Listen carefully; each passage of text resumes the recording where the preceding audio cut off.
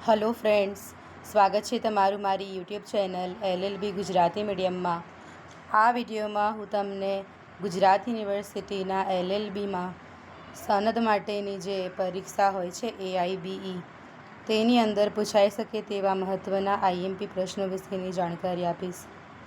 પહેલો જે પ્રશ્ન છે, એક એડવોકેટ પ્રેક્ટિસના સમયે યુનિવર્સિટીથી સંલગ્ન કોઈપણ શૈક્ષણિક સંસ્થામાં કાયદાનું શિક્ષણ આપી શકે છે, પણ શરત એ છે કે કાયદાનું શિક્ષણ આપવાનો સમય દિવસના ખાલી જગ્યા કલાકોથી વધુ ન હોય તો દિવસના 3 કલાકથી વધુ ન હોય। આનો જવાબ આવે છે 3 કલાક।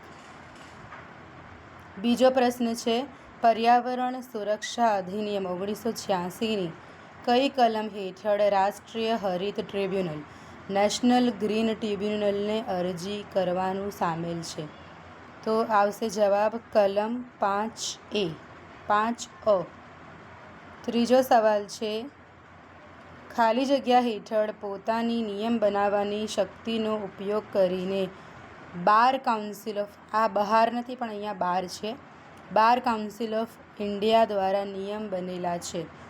તો જવાબ આવશે અધિવક્તા અધિનિયમ 1961।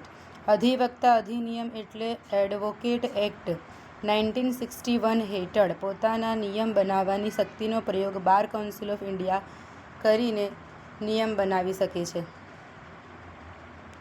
એના પછીનો પ્રશ્ન છે, નિગમિક એટલે કે કોર્પોરેટ આવરણના અનાવરણ અને ભેદનનો સિદ્ધાંત શેની સાથે સંબંધિત છે? એનો અર્થ એમ થાય છે કે આ કોર્પોરેટ જે છે ડિપાર્ટમેન્ટ એ શેના સાથે સંકળાયેલ છે? તો કંપની ધારા સાથે એટલે કે કંપની લો સાથે સંકળાયેલ છે, સંબંધિત છે। એના પછીનો પાંચમો પ્રશ્ન છે કે નીચેનામાંથી કઈ મૂળભૂત ફરજ પર્યાવરણની રક્ષા સાથે સંબંધિત છે? મૂળભૂત ફરજો અલગ અલગ છે 51Aમાં, એથી લઈને અલગ અલગ ટોટલ 12 જેટલી મૂળભૂત ફરજો છે। એમાંની પર્યાવરણની રક્ષા સાથે સંબંધિત છે એ કલમ 51AG એટલે કે અનુચ્છેદ 51AG। એના પછીનો પ્રશ્ન છે, જો કોઈ એડવોકેટ એક્ટની કલમ 35 હેઠળ બનાવવામાં આવેલા રાજ્ય બાર કાઉન્સિલની શિસ્ત સમિતિ કે રાજ્યના એડવોકેટ જનરલના આદેશથી નારાજ હોય તો આદેશના સંચારની તારીખના ખાલી જગ્યા દિવસની અંદર બાર કાઉન્સિલ ઓફ ઇન્ડિયાને પસંદ કરી શકે છે અને અપીલ કરી શકે છે। તો કેટલા દિવસની અંદર આવશે? 60 દિવસની અંદર। જો કોઈ એડવોકેટ રાજ્ય બાર કાઉન્સિલ અથવા તો એડવોકેટ જનરલના આદેશથી નારાજ હોય તો તે 60 દિવસની અંદર બાર કાઉન્સિલ ઓફ ઇન્ડિયાને અપીલ કરી શકે છે। એના પછીનો પ્રશ્ન છે, નીચેનામાંથી કયા ઐતિહાસિક કિસ્સામાં એડવોકેટને વ્યવસાયિક ગેરવર્તન માટે દોષી ઠરાવવામાં આવ્યો હતો? કારણ કે તેણે નકલી કોર્ટ આદેશ એટલે ઓર્ડર આપ્યો હતો, એટલે એડવોકેટને ગેરવર્તન માટે તેને દોષિત ઠરાવવામાં આવ્યો હતો। કયા કિસ્સામાં એટલે કયા કેસમાં? તો પ્રતાપ નારાયણ વિરુદ્ધ YP રાહેજા, આ કિસ્સામાં એડવોકેટને તેના ગેરવર્તન માટે દોષી ઠરાવવામાં આવ્યો હતો। એના પછીનો પ્રશ્ન છે 8મો પ્રશ્ન, શ્રી X અને શ્રી Y એક ઓરિજિનેટર દ્વારા ઇલેક્ટ્રોનિક રેકોર્ડ પ્રાપ્ત કરવા માટે ઉદ્દેશ્ય ધરાવનાર વ્યક્તિ છે।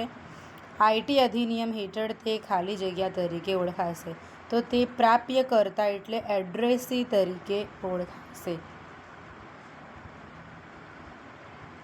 એના પછીનો પ્રશ્ન છે, શ્રી A જે કંટ્રોલર છે એડજ્યુડિકેટિંગ ઓફિસરના ઓર્ડરથી નારાજ છે, તેણે સાયબર અપીલિયટ ટ્રિબ્યુનલ એટલે ન્યાયાધિકરણને એક અપીલ કરી છે। ત્યાર પછી શ્રી A સાયબર અપીલિયટ ટ્રિબ્યુનલના ઓર્ડરથી પણ નારાજ છે, તો તે ક્યાં અપીલ કરી શકે છે? તો તે માત્ર હાઈકોર્ટમાં જ અપીલ કરી શકે છે। એના પછીનો લાસ્ટ જે પ્રશ્ન છે, છેલ્લો જે પ્રશ્ન છે, ABC પ્રાઇવેટ લિમિટેડ કંપની છે જે પોતાની કંપનીને સાર્વજનિક કંપનીમાં ટ્રાન્સફર કરવા માંગે છે, આ સ્થાપનાપત્ર એટલે મેમોરેન્ડમ ઓફ એસોસિએશન અને કંપનીની નિયમાવલી એટલે કે આર્ટિકલ ઓફ એસોસિએશનમાં ફેરફાર કરીને અને ખાલી જગ્યા પસાર કરીને કરી શકાય. તો ખાસ ઠરાવ પસાર કરીને આ જે છે કરી શકાય છે. પ્રાઇવેટ કંપનીને પબ્લિક કંપનીમાં, સાર્વજનિક જાહેર કંપનીમાં પરિવર્તિત કરી શકાય છે. આશા રાખું છું તમને આ પ્રશ્નો અને એના જવાબો છે એ સમજમાં આવી ગયા હશે અને તમને આગળ AIBની પરીક્ષામાં આ બધા પ્રશ્નો ઉપયોગી રહેશે તેવી આશા સાથે આ વિડીયો બનાવી રહી છું. જો તમને મારો આ વિડીયો ગમ્યો હોય તો લાઈક કરજો, શેર કરજો અને મારી YouTube ચેનલ LLB ગુજરાતી મીડિયમને સબસ્ક્રાઈબ કરજો. Thank you for watching. Bye by.